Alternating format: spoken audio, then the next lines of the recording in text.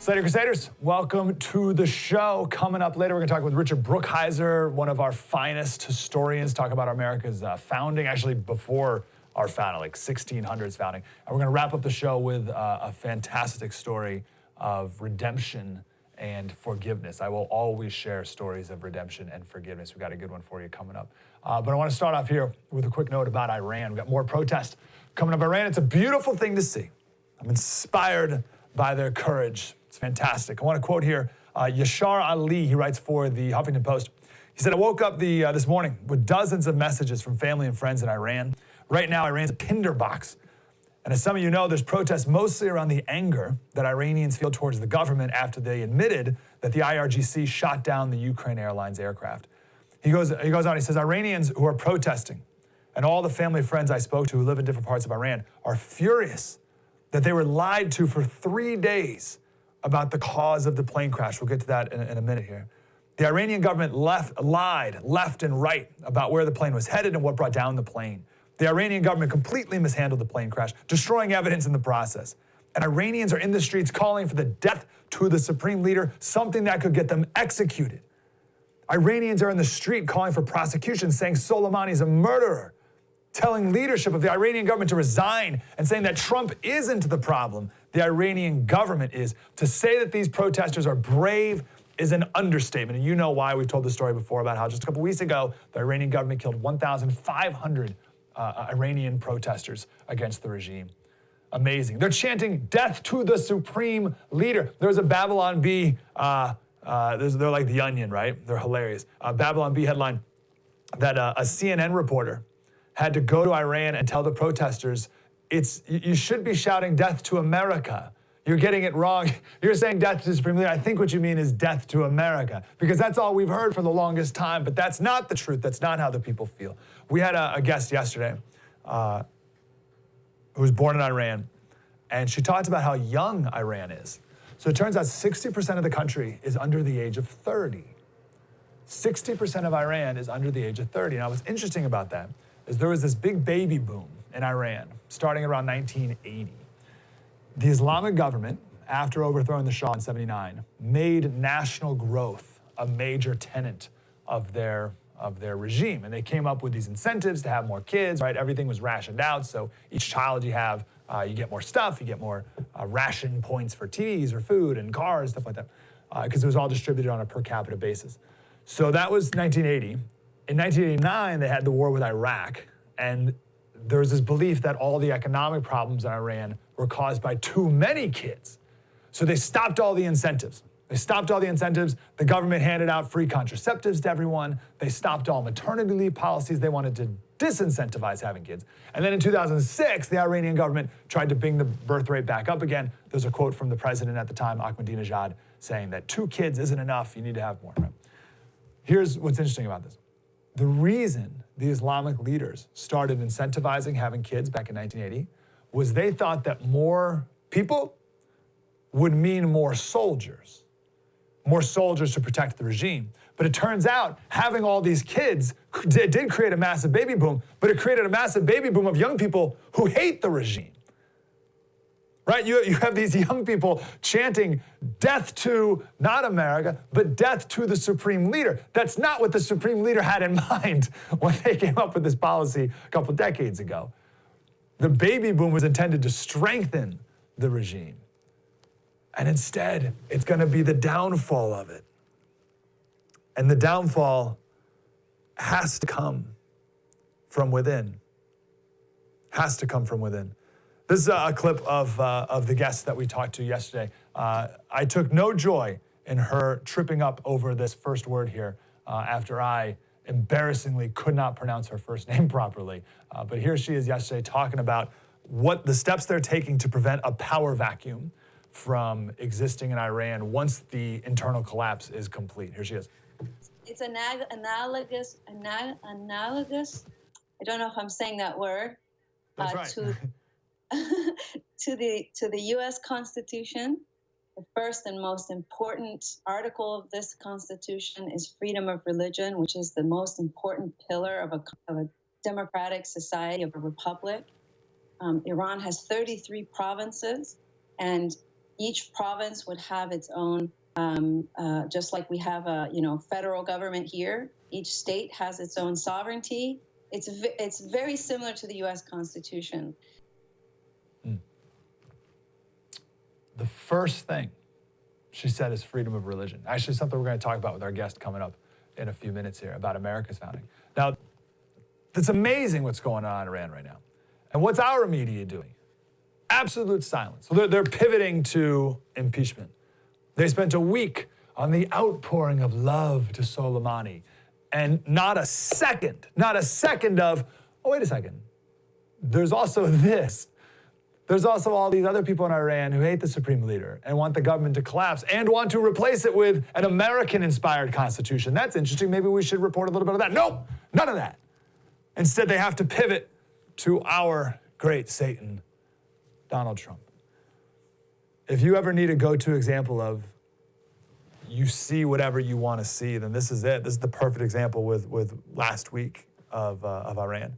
Right? We played the clip yesterday of Chris Matthews saying last week that the outpouring of love for Soleimani in the streets. He's like, oh, it was so moving to see, so wonderful to see. It was like when Princess Diana died and like when Elvis Presley passed away, just the outpouring of love for Soleimani.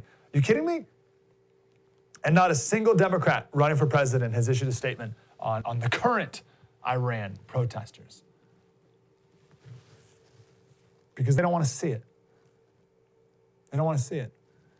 These folks, they look at Iran and they want to see a Trump failure. They want to see it, so that's what they're going to see, as opposed to looking for the truth and the full story, the complete story. Now, maybe we'll never know what the real percentage is of people who support this regime and who don't. Maybe we'll never know the exact number.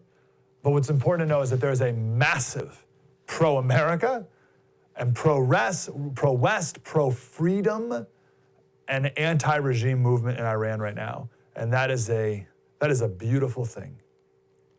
And to the progressive activists in America who want a real civil rights cause to support, here's a perfect one for you. I want to give an example here of collapse, of internal breakdown here. Kamia Alizadeh, she was Iran's only medal winner in the 2016 Olympics. She won a bronze medal in Taekwondo. She defected this weekend. She defected. She said, I accept the pain and hardship of homesickness because I didn't want to be a part of the hypocrisy, the lies, the injustice, and the flattery. For 4 years, she's been used by the regime as propaganda. They took credit for her success. They say she won because she wore the hijab, which is required in Iran. And she said that I am one of the millions of oppressed women in Iran who they've been playing for years. I wore whatever they told me and repeated whatever they ordered. Every sentence they ordered, I repeated. None of us mattered for them.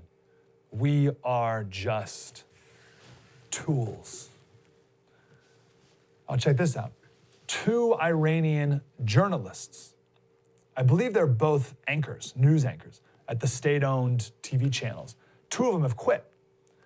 One of them said, it was very hard for me to believe that our people had been killed, talking about the Iranian, the airline. Think about the airline,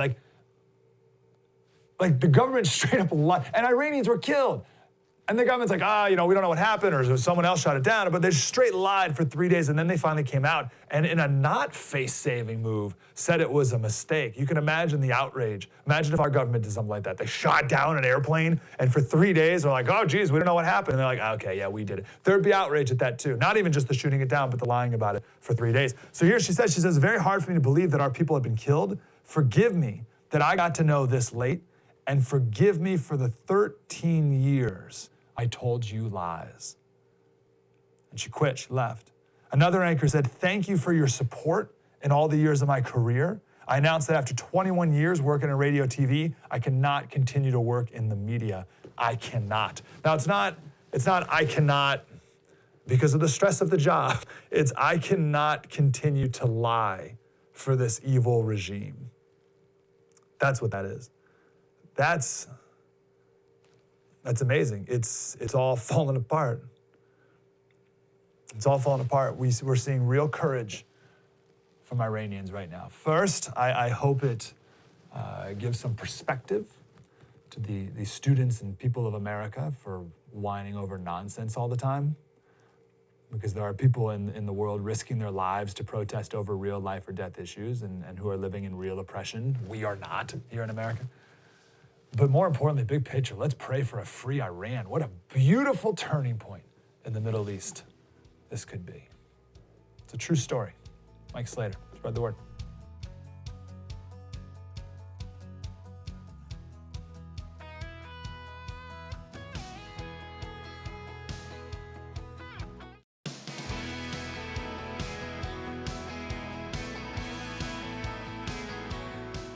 Hey, Slater Crusaders, welcome back to the show. Coming up next segment, we're going to talk to one of our finest historians. We'll do that in a few minutes. But first, yesterday, we got to talk to Alan Dershowitz, which is pretty cool. Among other things, he told the story of a Yale med school professor, Brandy Lee, who has diagnosed Alan Dershowitz with a mental illness for supporting Trump, which is wildly inappropriate. This woman, clearly a sufferer of Trump derangement syndrome, edited a book called The Dangerous Case of Donald Trump. 37 psychiatrists and mental health experts assess a president. You can't assess the mental health of a person without having met the person. But she said the Trump presidency is a state of emergency as our survival as a species may be at stake. Yale med school professor. Now, this is how she assessed Dershowitz. So she said, so here's the background. Alan Dershowitz was accused of being close to Jeffrey Epstein and therefore everything that comes with that. In his defense, he said in an interview, among other things, he said, I have a perfect sex life. Now, not something I need to ever hear from Alan Dershowitz, but that was the line, I have a perfect sex life. So she says, wait a second. Perfect sex life? Trump on his phone call with Zelensky, or he referred to the phone call with Zelensky as perfect. Perfect sex life, perfect phone call. I'm on to something. So here's her super non-biased professional opinion. Alan Dershowitz employing the odd use of perfect might be dismissed as ordinary influence in most contexts. However, given the severity and spread of shared psychosis among just about all of Donald Trump's followers, a different scenario is more likely. Which scenario? That Dershowitz has wholly taken on Trump's symptoms by contagion. So Alan Dershowitz is experiencing shared psychosis because he used the word perfect. That's from a Yale med school professor. Now, I share this story because, again, it's amazing to me that even, it shouldn't be amazing, it's interesting that even our better, you know what's interesting? Not that our betters fall victim to confirmation bias, but that we don't think they could, right? That we don't think that, like Yale med school professor, she's perfect in every way and always right, and never would fall victim to confirmation bias, right? Like we forget that even otherwise very smart and capable people also let their political biases take over. I mean, this woman, she's freaking out. She thinks the survival of our species is at stake because of Donald Trump. Like, what are you doing? We just did a segment on how, because of what Trump did, Iran may crumble. The evil, oppressive Iranian regime may crumble because of him. But still, the survival of our species is at stake because of Trump. What is wrong with this person? But that's how she's all in her head, right? Her political biases have taken over. But just because you're high achieving in one area of life, for instance, a professor at Yale, does not mean that you are an expert or even literate at any other aspect of life, or that you're immune from becoming a political hack. The specific bias here is called the halo effect. So this is where we think that if someone's good at one thing, we assume they're good at something else, if not everything else. So if someone's a good doctor, and it might be a great doctor, she might be a great doctor, but we assume that that great doctor is also a really good dad. But there's not necessarily any correlation at all. If someone's really nice, then we also assume that they're really smart or whatever, right? The halo effect. And that's rarely the case.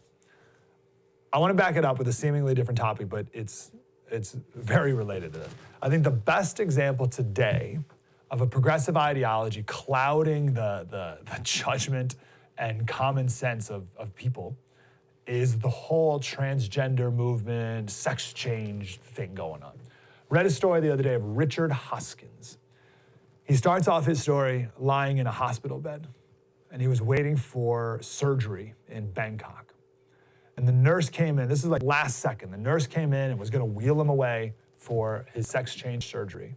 And he looked to his friend who was there with him and said, "Am I crazy for doing this?" And she said, "You told me that you'd kill yourself if you didn't go through with this." And he had this moment of clarity, and he stopped the surgery at the very last second. And he snapped out of it. And this is what he said. He said, "I was not suffering from gender confusion at all."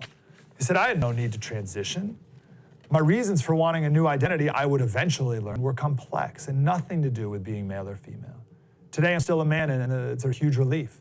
Yet I have been left with a battered body and a series of disturbing questions about how I could have reached such a state of mind and about the transitioning industry that helped me rush headlong to the operating room. In fact, I've come to believe that for many of the growing numbers of men, women, and most alarmingly children wishing to change sex, gender reassignment is nothing more than escapism." It turns out it's true. Almost every single time we share one of these stories, if someone wanted to change their gender, and it's true for this guy too, that there's some form of trauma early in their life. In his case, it came a little later in his life. 2009, his 19-year-old son attempted suicide by climbing a 65-foot transmission tower and touched a 33,000-volt cable. And it actually didn't kill him immediately, but it was the beginning of a horribly traumatic time for his whole family. So he wanted to escape all of that trauma. He left his family, and part of that was changing his gender. So he said he went to the doctor and talked about it. He said, "The system bends over backwards for anyone who wants to transition. I was not so much fast-tracked as catapulted through the system. Within 6 weeks, I'd been interviewed by all the required consultants, a process normally lasting more than 2 years." And he said, throughout the entire process, no one asked him about his life. No one asked him about his past. No one talked to him about his son and the trauma of spending 42 days by his bedside watching his son die from the burns. They didn't ask him about him being sexually abused by a teacher when he was 10, or losing his twins when they were just babies, or the gruesome police cases that he's worked on in his career. Each of those are incredibly traumatic experiences. And they were never discussed. Instead, he was pushed towards becoming a woman. He said, "At no point did anyone in the gender clinics talk me through what had happened with my son David and about the 42 days I spent by his bedside watching him die, nor did they bother to find out about the earlier traumas that I had suffered." So listen, we can do this whole transgender thing. My point here is, how could otherwise very smart and many of these people well-intentioned, how could these people lose their minds? Not Richard, but all the doctors and all the therapists around him. In his words, pushing him headlong into this pretty big life-changing decision. And we've read so many stories of kids telling their therapists about a traumatic thing that happened in their life, and the therapists ignore it and push puberty-blocking drugs on them and push them towards sex change operations. Kids. So again, this deserves a topic of its own, but my point I bring this up is bias can infect anyone. Ideology can distort anyone's thinking. And unless you put a stop to it quick, you go down a really dark road, hence the Yale med school professor. This is the survival of our species is at stake. Now, this leads us to a 45-year-old convicted sex offender. 45-year-old convicted sex offender. He was caught with child pornography on his computer. His defense is, I am an 8-year-old girl. That's his defense. He says, I'm an 8-year-old girl, and I've always been an 8-year-old girl. Now, here's the truth. Here's the deal with it. Not the truth. Here's the deal with this. How can you deny that? Us, we're living in this postmodern progressive culture. Why not? Why not? Why could he not be an 8-year-old girl? Why not? What's your argument? Now, obviously he's not, but the left says there's no such thing as gender. The left, so why not age, right? If there's no such thing as gender, then why not age? No such thing as age, right? We're told that there's no such thing as reality. We're told everything's relative. We're told what's more important than anything is how you feel. Facts are irrelevant. This guy feels like an 8-year-old girl. Who are you to say he's not? And I wouldn't be surprised. There's got to be at least one judge somewhere who may buy that excuse. A Yale Med professor said Dershowitz has a shared psychosis with Trump because he used the word perfect. We need to watch our bias, always, our bias, our own bias, our each individual bias. We all have it. But in the meantime, let's also not get manipulated by the experts. Coming up next, an expert who I do trust, a fine historian. Talk about our founding documents, talk about nationalism and liberty. That's next. True story. Mike Slater, spread the word.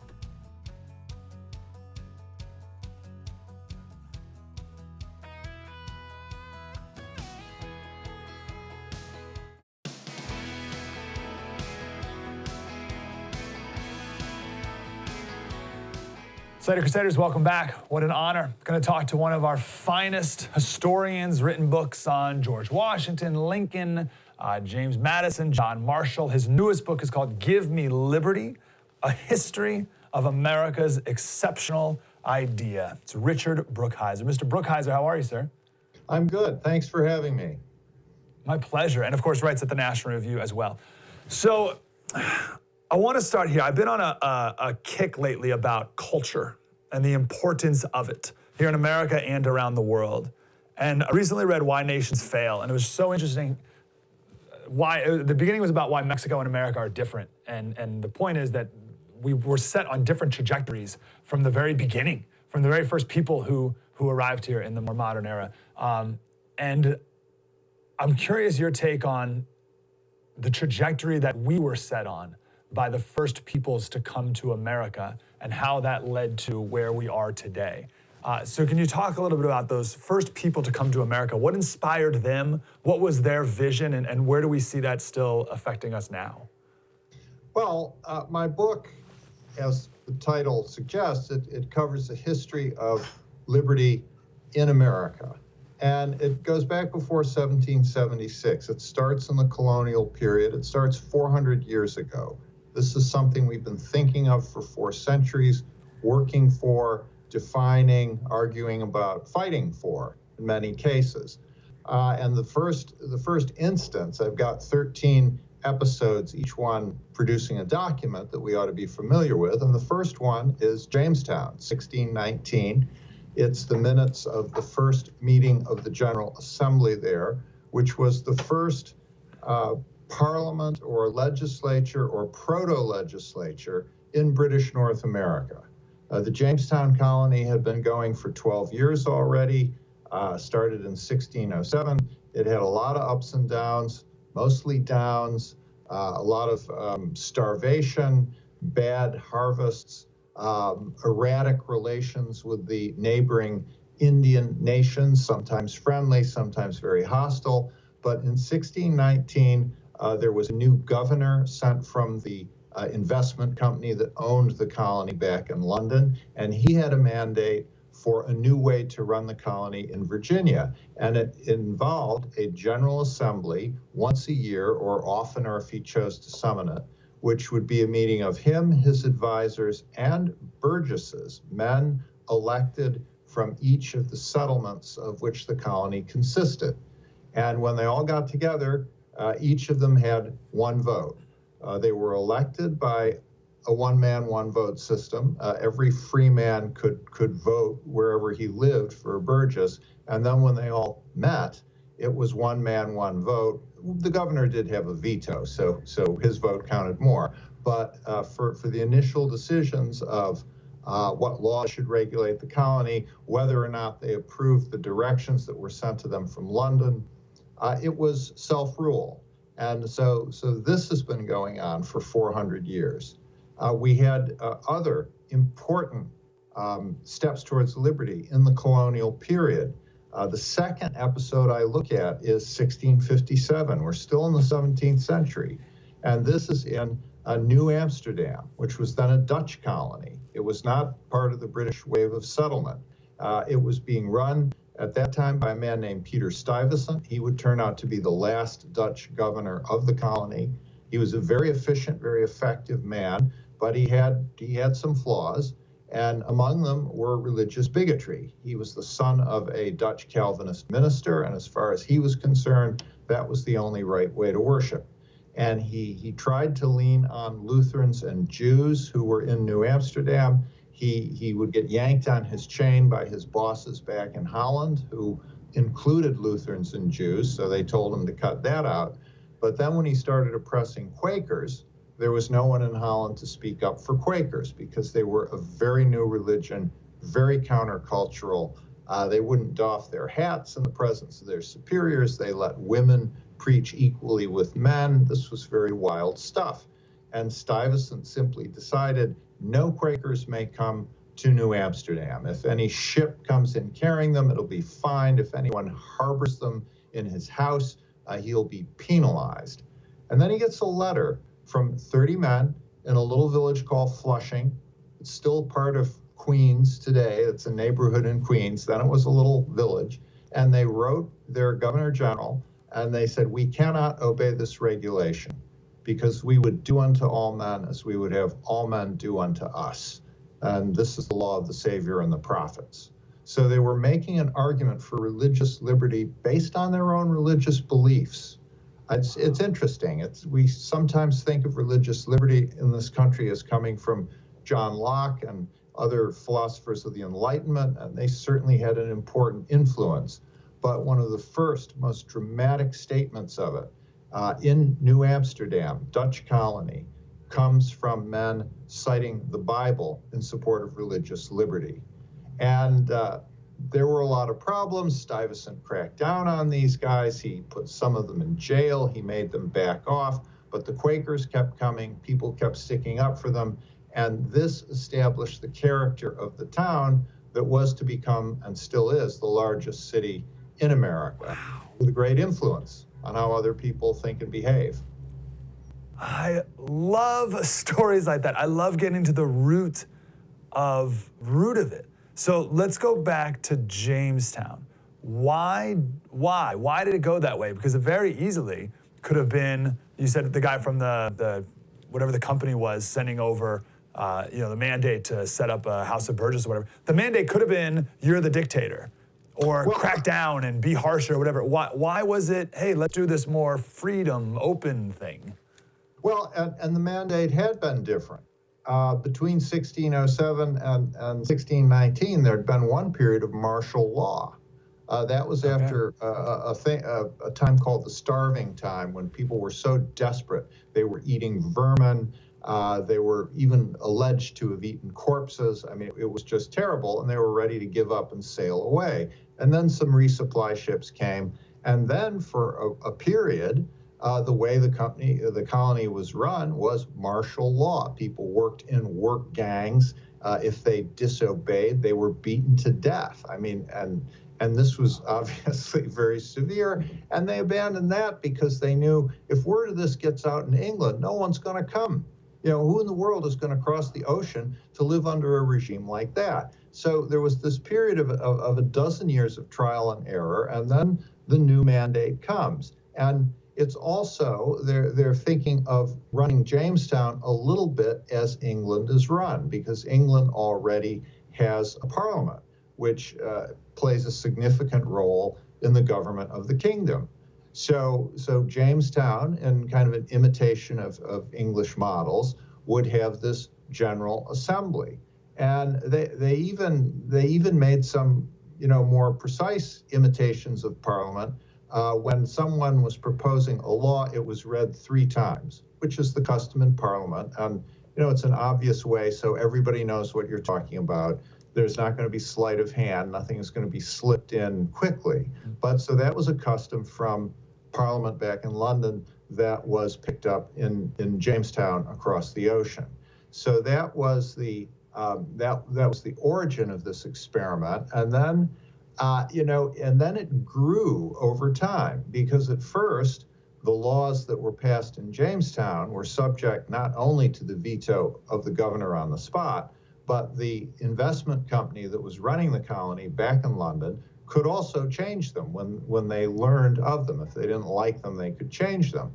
But then in a few years, England enters a chaotic period. There's an English civil war. A king is executed. There's fighting back and forth. And in this inattention, the people out there in Virginia just decide, well, we're going to keep doing what we've already started to do. This is good. We like this. And then what had first been, a practice became the custom, became the law, became the way things were done. You're better than most historians with making all this stuff relevant to today. So I want to jump to modern times right now, because you talk a lot in the book about nationalism and liberty. Can you define those terms first? Because there's a billion definitions that people are arguing over. So can you define those, and then are you worried that, well, let's start there. Let's start with define. How do you define nationalism and liberty? Okay, well, nationalism, I think, is an almost universal phenomenon. People all around the world feel themselves to belong and want to belong to groups larger than themselves. And nationalism is a handy word to describe that. I think the only other way people organize themselves is in religions, having a loyalty to a group that's larger than an individual. But in terms of practical terms of how you run a society, even religions tend to break down into smaller units that are often, the size of nations. So nationalism, I mean, people argue, should we have nationalism or patriotism? I find that kind of a boring debate. I think they're really the same thing, just different words apply to it. Why has nationalism gotten such a bad rap? Well, because it can take many forms, and many of them have been very sinister in the 20th century, and they still are now. I mean, people can use this yearning to belong to a larger thing, a larger community, and they can put it to very bad purposes. They can put it to their own self-interest as dictators. They can harness it to ideologies that are awful, that are destructive, that are aggressive. I think America has a very good record of harnessing it to a desire for liberty. I would argue that is what makes our nationalism distinct from nationalism of other countries, and many other countries that are, they're nice countries. You wouldn't mind living in them, but their concern for liberty is not as intense and as deeply rooted as ours. And by liberty, I mean liberty of the person. The Declaration of Independence, yes, it was the liberty of a new nation. It was splitting off from England. But it also had principles about the liberty of Americans, about American individuals. And so that is the sense in which I'm using liberty in my book. It's the liberty of the person, and it's also plural. I mean, my liberty is your liberty. Our liberty is everyone else's liberty.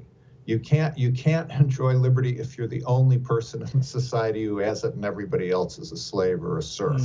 That wouldn't work. The liberty that you have has to be shared by the people you live among, the people around you. So that would really be my attempt to define those two terms. I like all those, and I hate we only have a minute, sir. Where would you say we're losing? Where would you say we're losing this sense of Well, maybe both, Nash, but certainly liberty. Well, I think we're losing it all across the board, and that's why I wrote the book. I don't think people either on the left or on the right are paying as much attention to it as they should. And I just wanted to give 13 dramatic and inspiring stories from American history of how brave men and women have thought about this and have worked for it and have helped us to achieve it. And I would just like my readers to know these stories, and I hope be inspired by these stories, because it's not a self-perpetuating enterprise. It takes work in every generation to think about liberty and to maintain it. Absolutely essential to reconnect to our roots. Richard, when I'm finished with the book, can we talk again with some more detail? Sure, you bet. Richard Brookhiser, the book is Give Me Liberty, A History of America's Exceptional Idea. Sir, wonderful to talk to you. Thank you for your help. Thanks for having me. Please go pick it up as soon as possible. Coming up next, we're going to talk about a great story of redemption and forgiveness. True story. Mike Slater, spread the word.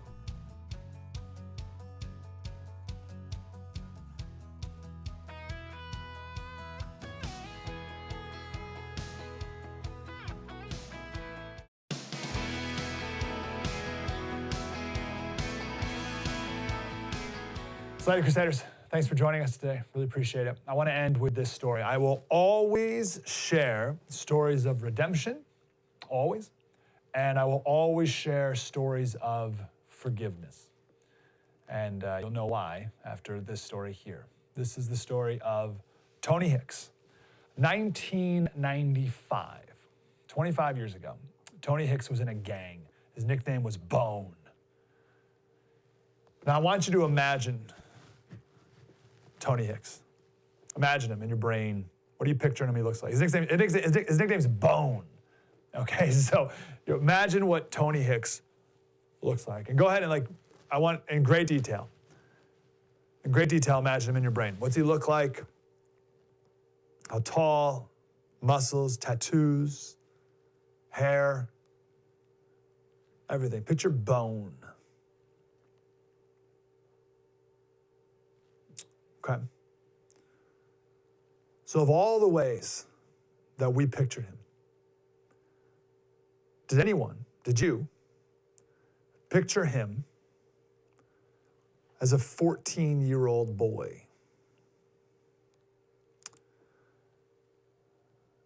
Next week, 25 years ago, he was in the 8th grade, and Tony Hicks pointed a gun in the face of Tariq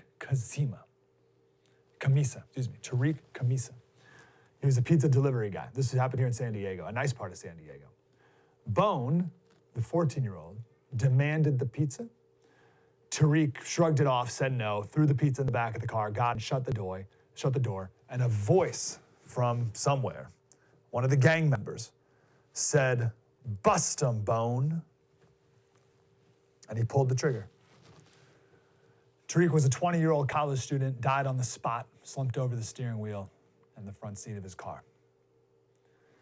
3 days later, this 8th grader was in custody, and at 14, he became the youngest person in California charged as an adult.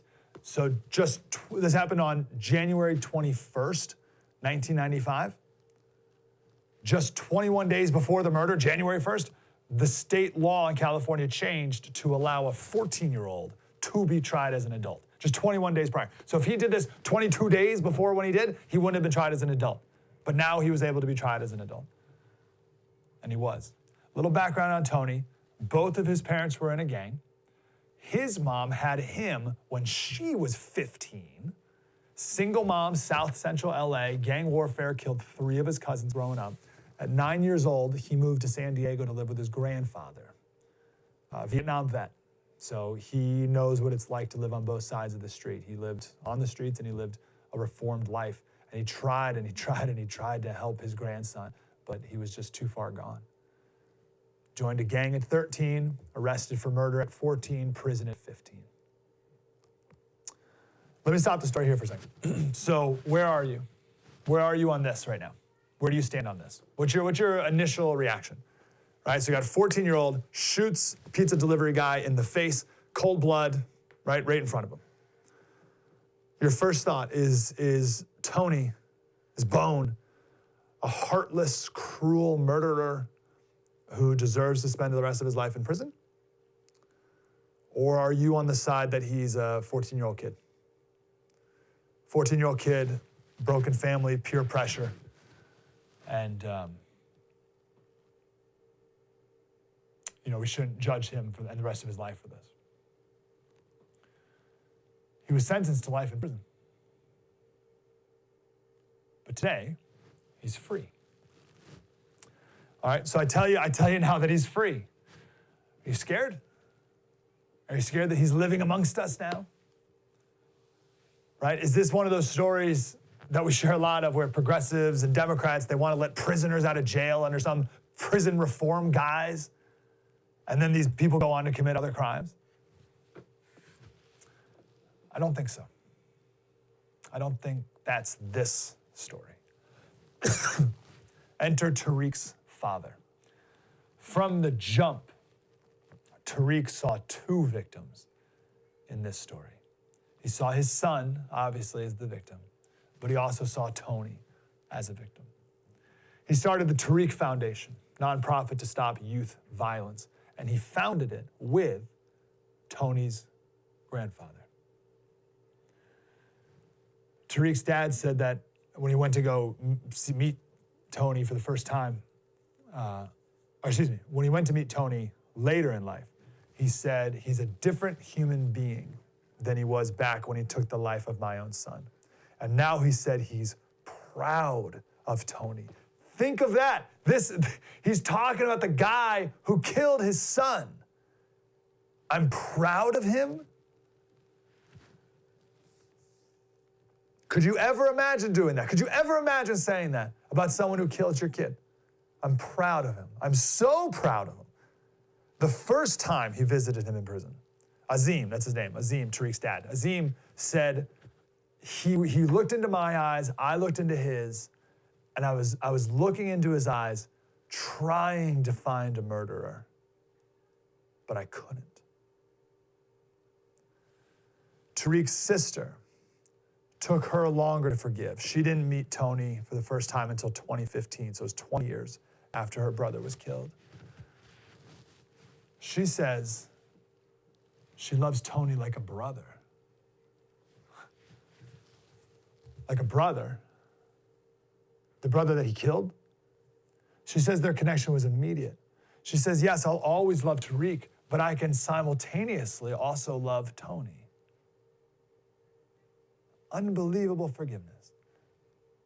Now, is he grateful? Is he grateful for this forgiveness? Absolutely. He says it's fuel for restarting his life. It gives him a greater sense of responsibility. He said, it's not just myself I have to do this for. It's like live a proper life. It's not just myself I have to do this for. Since the trial, Tony's grandfather, his name's Felice, and Tariq's father, Azim, Tony's grandfather promised Tariq's family that I will work with you and help your family in any way I can for the rest of my life. And he has. Again, working in this foundation.